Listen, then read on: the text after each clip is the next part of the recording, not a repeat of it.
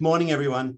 Now we can start. I was pondering back in the good old days when we'd travel to exotic places and wander down little back streets, come across a lovely little restaurant, order a drink, take in the aroma of the open sewer beside where we're sitting, and ponder why on earth that was still the case in 2022.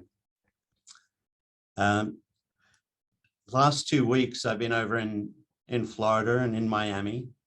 I'm wandering around in Coral Gables. You can go to the next, Isaac. And down in Coral Gables, which is one of the wealthiest suburbs in all of Florida and in the US, the houses there, the $30 million houses, still are on septic tanks, all leaking into the bay. Down on South Beach, their most prominent tourist area in Miami, at every king tide, sewage washes out over the broken old gravity sewers onto the beach. In Florida alone, there are 2.7 million septic tanks feeding the houses. It's just quite amazing that in a place like America, with 30 to 40% of non-urban areas are still on septic tanks. And many of them are failing, and there's an incentive to do something about it. So not only are we looking at massive growth in areas like Florida of 200,000 new residents coming down to it, looking at new developments in high water table areas, but there's a lot of broken infrastructure, not only there, but around the world. Sorry, next, Isaac. So the alternatives people look at are gravity sewage systems. Now, if it was easy to put in a gravity sewage system in a place like Florida or anywhere else, then it would have been done. The reason is it hasn't been done, is it's very expensive to do so. They can look at an alternative like a low pressure pump system, so having a pump at every house, but the energy costs and sustainability are quite ridiculous for that, and they're really just a step up from a septic tank. So vacuum sewer systems have been around for some while, and we've specialized in that. We've been doing vacuum sewage systems for over 20 years. We've done more than 100 projects in Australia and New Zealand. We're working at the moment on a 12,000 lot development down in South Australia. We're working on an 800 lot project in Auckland and a 3,000 lot project in Auckland. So it's quite common to use vacuum sewage systems. There's been a change in that the communication networks that we've developed can now add a lot less risk to those systems and a lot more value to those systems. So vacuum works from just the movement of air and pressure differential between the residential area and the pump station. So we move sewage away from residences to a pump station onto a treatment plant, just using that air and pressure differential. So there's very little power that gets used and very little risk of any exfiltration. If we go to the next. So the keys with vacuum sewage relative to a lot of other more traditional types of systems are that less risk of sewage flowing out into an environmental protected area, the less risk of stormwater or groundwater coming into the sewage network. And if we go on to the next slide, you can see that our business model has really come on with the engineering and design of these sewage systems, the supply of a lot of equipment, which we make, the vacuum valves, monitoring equipment, collection pits, pump stations. We get involved in the commissioning of these systems, operations and maintenance, and the monitoring and the long-term asset support, which gives us recurring revenue.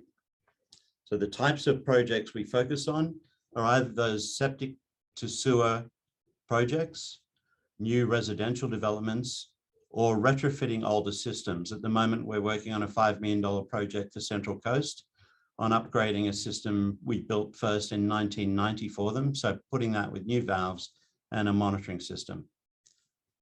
Go to the next. So the focus for this discussion is really the growth and opportunities we've developed in the US over the last 6 years.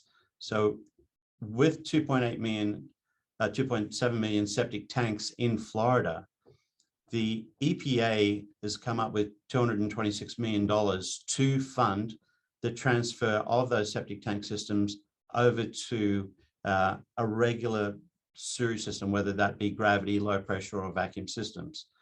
In Jacksonville, the major city in Florida, has just announced a program of $750 million to transfer 30 towns, which are on septic tanks, 26,000 septic tanks, over to vacuum systems. So every single one of those systems will go to a vacuum system.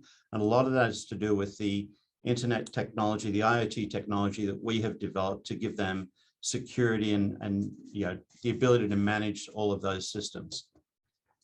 In the Florida Keys, the US Army has provided a $10 million, 7.5 million US project to us, which I signed the contract 2 weeks ago at Key Largo, for monitoring of their existing vacuum system, which has got a connection to 12,000 houses. So in the event of hurricanes, they want to know where their systems are at risk. So there are projects all around in the US, which we've been heavily involved with for some time, where it's just starting up now and aggressively increasing. We'll go to the next. So the reason why vacuum is used in a lot of these areas is that low cost of installation. The areas we're working in are high water table, flat areas like Florida and a lot of the East Coast of America. So we can install fairly quickly, the sewage won't leak out. So it's really a lot of environmental benefits and used a lot in environmentally sensitive areas. But there's a lot of benefits also for the communities that we're involved with, in that we're not going onto their properties. It's fast installation, so it's not disrupting them. And through the use of our IoT communication, we're able to do this with the ability to monitor any electrical use, any infiltration going on, and predictive analysis of possible failures in the future. If we go to the next. So the real issues that we're facing, we are doing major projects, as I mentioned, in South Australia, 12,000 lot, so $20 to $30 million project over the next 10 to 20 years. With the Walker Corporation, this $5 million project at the moment in Central Coast. We've just picked up this $10 million project in the US, amongst others.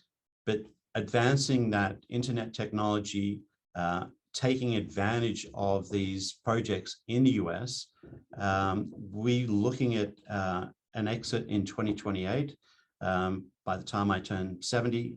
So we're looking for that cash flow support to really try and manage out the risk of an accelerated growth strategy in the US market.